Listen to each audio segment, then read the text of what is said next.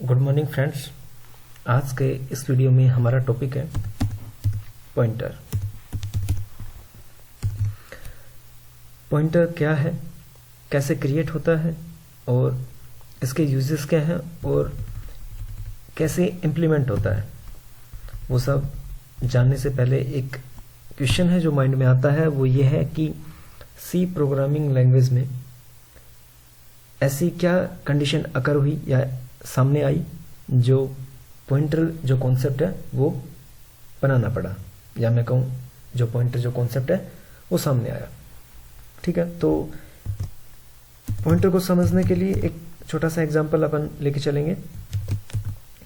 मैं header files लिख लेता हूँ। हैज इंक्लूड studio.h हो गया, हैज इंक्लूड conio.h कर लेते हैं।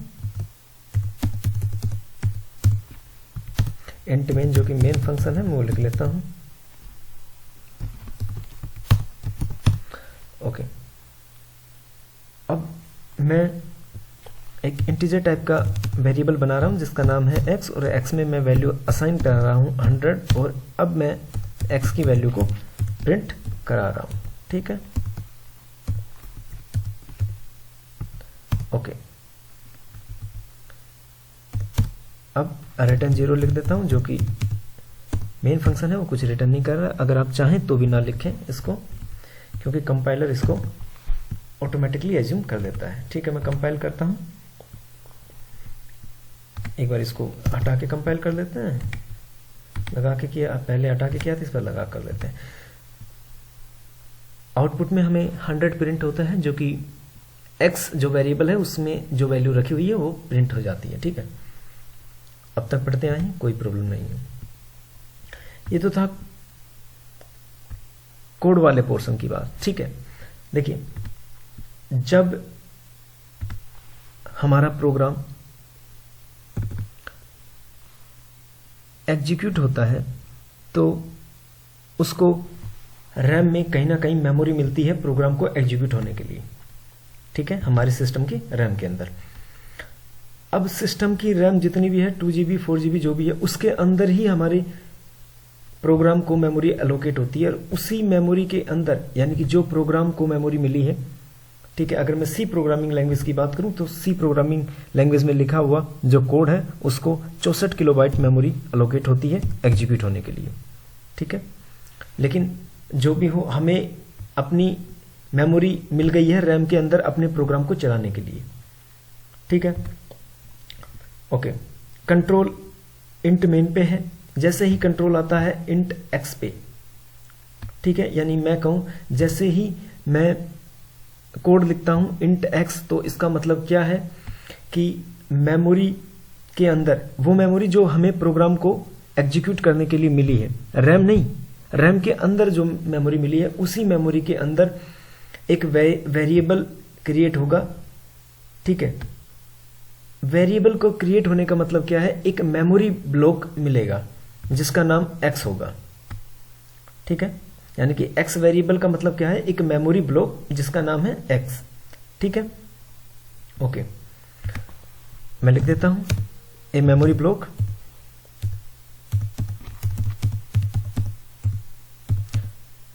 Name with name of x। ठीक है, x नाम का एक मेमोरी ब्लॉक हमें मिल गया है। ओके, अगर मैं बात करूं ये जो मेमोरी ब्लॉक है इसका नाम तो x है। ठीक है, उसका साइज क्या है वो डिपेंड करता है उसके डेटा टाइप पे। ठीक है, अगर ये कैर टाइप का है तो उसका साइज होगा यानी कि 1 बाइट, यानी कि मैं कहूं वो मेमोरी ब्लॉक वो 1 बाइट मेमोरी कंज्यूम करेगा, यानी कि उसके अंदर जो डेटा रखा जाएगा वो सिर्फ 1 बाइट का होगा। अगर ये इंट का है तो 2 बाइट, फ्लोट का है तो 4 बाइट। ठीक है, तो लिख देता हूं ये जो मेमोरी ब्लॉक है इंटीजर है तो ये 2 बाइट मेमोरी कंज्यूम करेगा।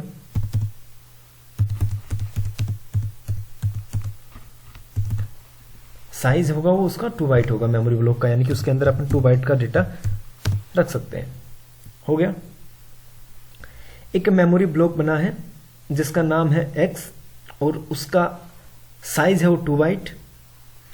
जैसे ही ये कोड चलता है तो उसका मतलब क्या है, उसका साइज था ना, यानी कि मेमोरी ब्लॉक का ब्लॉक जो बन गया था, मान लीजिए ये ब्लॉक बन गया, आप इतना इतना ज्यूम करिए, ये जो ब्लॉक बना है मेमोरी ब्लॉक, इसका नाम x है और इसके अंदर जो है 100 रख दिया है, असाइन कर दिया ना, x इक्वल 100, यानी x नाम का जो वेरिएबल है, यानी कि जो मेमोरी ब्लॉक है उसमें 100 हमने रख दिया है। ठीक है, कंपाइल करता हूं, रन करता हूं, आउटपुट 100 आ रहा है। ओके, ये था प्रोग्रामर ने x की वैल्यू प्रोग्राम में लिख दी। अब क्या करते हैं, प्रोग्रामर चाहता है कि जो x की वैल्यू है वो यूजर डाले, यूजर इनपुट कराए, तो वो एक मैसेज देता है printf enter a value. Okay, backslash n लगा देता ताकि जो भी हो वो आउटपुट हो वो नेक्स्ट लाइन में आए। ये मैसेज यूजर को दिखता है और यूजर इनपुट कराएगा डेटा, तो वो इनपुट कीबोर्ड से वो कैसे लेंगे, स्कैनर जो फंक्शन है उसकी सहायता से। %d फॉर्मेट स्पेसिफायर इसलिए लगा रहा है कि जो यूजर जो है वो इंटीजर टाइप की वैल्यू इनपुट कराए। ठीक है, क्योंकि हमने जो x जो वेरिएबल है वो इंटीजर लिया है, और वो जो वैल्यू जो एंटर कराए वो कहां जाके स्टोर हो, ध्यान दीजिए मैं बोल रहा हूं एड्रेस ऑफ x। ठीक है, यानी कि यूजर जो है वो %d फॉर्मेट स्पेसिफायर मतलब इंटीजर टाइप की वैल्यू कीबोर्ड से एंटर कराए, और वो कहां जाके रखी जाए, कोई मेमोरी ब्लॉक है जिसका नाम है x, उसके एड्रेस पर। ठीक है, यानी कि ये है उमेश का नाम, उमेश शर्मा नाम है इस वेरिएबल का, यानी कि मैं x की जगह मैं मान के चल रहा हूं x जो है वो है उमेश शर्मा। ठीक है, इसका नाम उमेश शर्मा है। अगर कोई कहे कि उमेश शर्मा को आप 100 रुपए दे दो, बात एक ही है। मान लीजिए अपनी क्लास में एक लड़का है उमेश शर्मा, ठीक है, उमेश नाम का लड़का एक ही है और वो महाराष्ट्र से बिलोंग करता है। ठीक है, कोई आपको कहे कि ये 100 रुपए लो और उमेश शर्मा को दे दो, तब आप उमेश को वो 100 रुपए दे दोगे। अगर कोई कहे कि ये 100 रुपए लो और आपकी क्लास में कोई लड़का है जो महाराष्ट्र से है, औरंगाबाद से है, कुछ भी हो उसका एड्रेस, आप उसको ये पैसे दे दो 100 रुपए, तो बात एक ही है ना। मतलब डेटा है वो एक ही बंदे के पास जा रहा है, पैसा है वो एक बंदे के पास जा रहा है, यानी कि उमेश के पास ही जा रहा है। ठीक है, लेकिन दोनों में डिफरेंस क्या है, यहां पे कहा जा रहा है कि उमेश को पैसे दो, यानी कि जो डेटा है वो एक्स को दो, और यहां पे क्या कह रहा है, कोई लड़का है महाराष्ट्र का, यानी कि उसके एड्रेस से बोल रहे हैं। ठीक है ना, और महाराष्ट्र का लड़का सिर्फ क्लास में एक है, यानी कि महाराष्ट्र का कोई लड़का है, आप उसको पैसे दे दो। और यहां पे क्या कह रहा है, एक्स का जो वेरिएबल है उसके एड्रेस पे 100 इनपुट कराओ। मैं कंपाइल करता हूं, कोई एरर नहीं, रन कर देता हूं, मैं 100 लिखता हूं, 100 प्रिंट हो जाता है। ठीक है, इसका मतलब क्या है कि आप जो डेटा इनपुट करा रहे हो एक्स जो मेमोरी ब्लॉक है उसके एड्रेस पे जाके, यानी कि एक्स में जाके स्टोर हो रहा है। बात एक ही है, बस तरीका डिफरेंट है।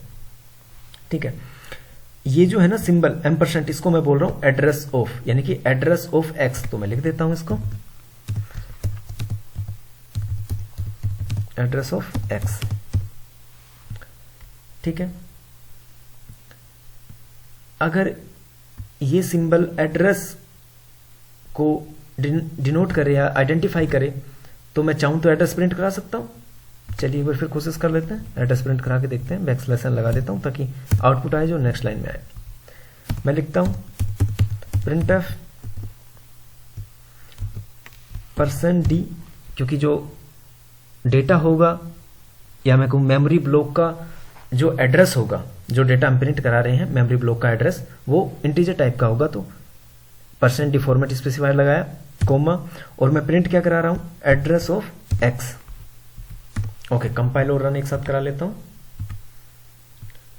वैल्यू एंटर कराता हूं 100, और अब जो प्रिंट होगा, देखिए ये वैल्यू मैंने एंटर कराई और ये जो नीचे आया है ये एक्स की वैल्यू प्रिंट कराई है।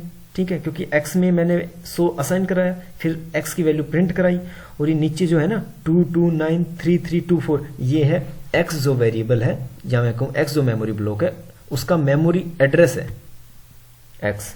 ठीक है, मैंने प्रिंट करा लिया है इसका मेमोरी एड्रेस। ठीक है, ये तो थी, जितनी भी कहानी है ये हमने इसलिए पढ़ी है क्योंकि हम पॉइंटर को जानना चाहते हैं कि पॉइंटर की नीड कहाँ हुई। ठीक है, मैंने अभी तक का काम किया है, सिर्फ एड्रेस को प्रिंट कराया। अब मेरे को रिक्वायरमेंट है कि मैं इस एड्रेस का यूज करूं। अब यूज करने के लिए इस एड्रेस को मेरे को कहीं ना कहीं दूसरे वेरिएबल में इस एड्रेस को रखना होगा। तो मैं लिख सकता हूं, मैं एक वेरिएबल बना लेता हूं इंट या पी टाइप का। ठीक है, और पी में असाइन करा देता हूं मैं क्या, एड्रेस ऑफ एक्स, यानी कि एक्स का एड्रेस ले रहा हूं ना, वो पी वेरिएबल में मैं रख लेता हूं। एक बार कंपाइल करके देखते हैं क्या होता है। एरर आ रही है, invalid conversion from int star to int F permissive. देखिए, हम किसी भी वेरिएबल का मेमोरी ब्लॉक का एड्रेस, किसी भी वेरिएबल का एड्रेस या किसी भी मेमोरी ब्लॉक का एड्रेस किसी दूसरे वेरिएबल में नहीं रख सकते हैं। अगर बात करता हूं नॉर्मल वेरिएबल की, जो अपन ऐसे डिक्लेयर कर रहे थे ना, इंट पी, कैर एक्स वगैरह जो भी है, ऐसे हालात में जब ये कंडीशन ऐसी अकर हो गई है कि हम किसी भी मेमोरी ब्लॉक का एड्रेस है वो स्टोर नहीं करा सकते किसी नॉर्मल वेरिएबल में, देन एक अपने पास फीचर आया पॉइंटर। पॉइंटर स्पेशल फीचर किस लिए आया है कि किसी भी वेरिएबल का मेमोरी का एड्रेस, वेरिएबल का जो मेमोरी एड्रेस है वो स्टोर कराने के लिए। ठीक है, ओके, मैं लिख देता हूं, pointer is a special type of variable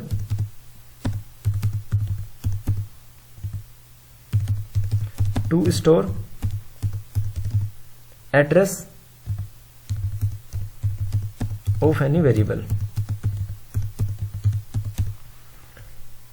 ठीक है, ये है पॉइंटर की डेफिनेशन कि पॉइंटर जो है वो एक स्पेशल टाइप ऑफ वेरिएबल है जो कि किसी भी अदर जो वेरिएबल है उसका मेमोरी एड्रेस स्टोर करेगा।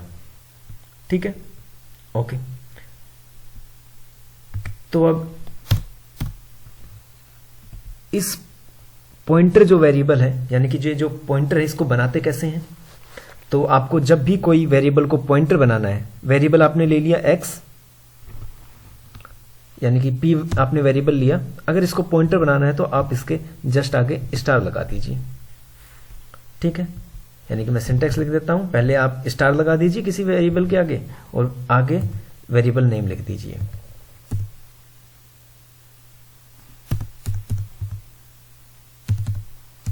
वेरिएबल नेम, यानी कि किसी भी वेरिएबल के नाम से पहले आप स्टार लगा दीजिए, वो वेरिएबल पॉइंट, वो जो वेरिएबल होगा वो पॉइंटर वेरिएबल बन जाएगा।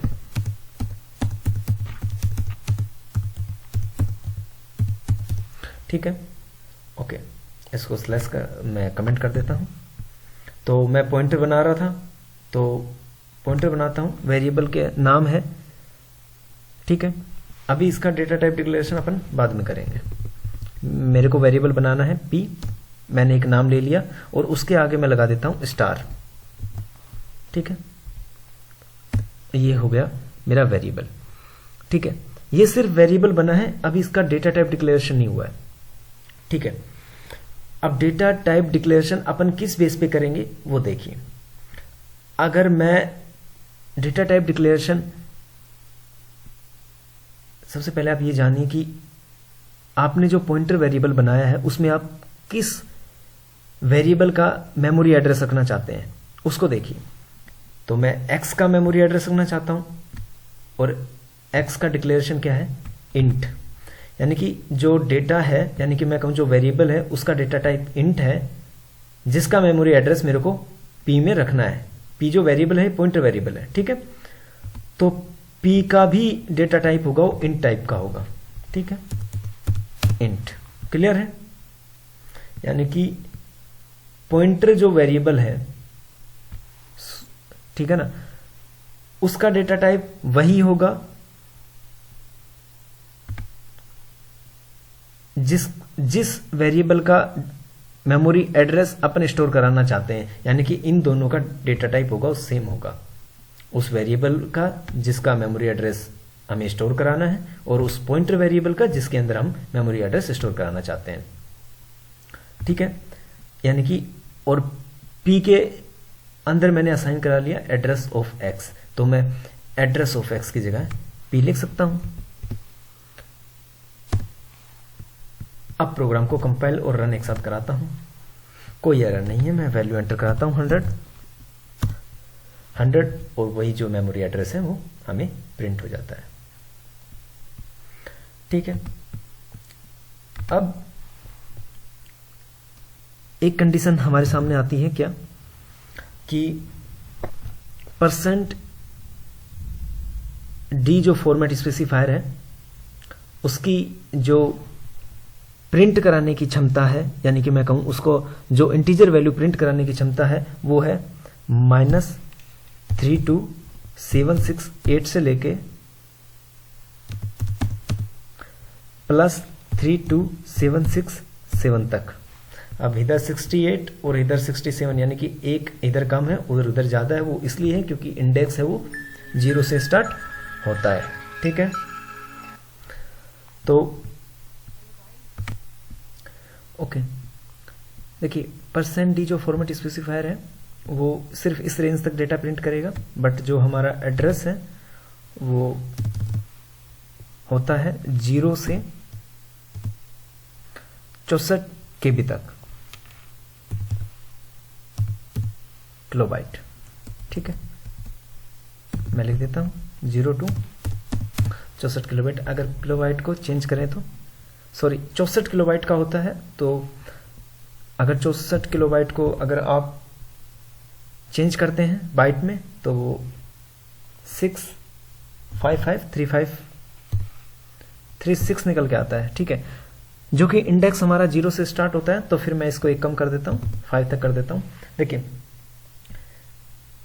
%d फॉर्मेट स्पेसिफायर सिर्फ इतना रेंज तक की डेटा को प्रिंट करने के कैपेबल है, बट हमारा जो एड्रेस है वो 0 से 65,535 तक होता है, तो %d यहाँ काम नहीं कर पाएगा क्योंकि वो सिर्फ इस वैल्यू तक प्रिंट करेगा। तो हम यहाँ पे एक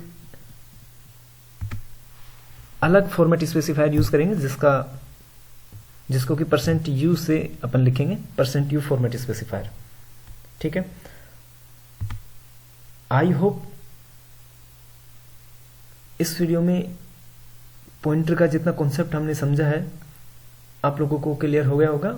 बाकी का पॉइंटर के यूजेस और इसके एप्लीकेशंस हैं वो हम नेक्स्ट वीडियो में पढ़ेंगे। धन्यवाद।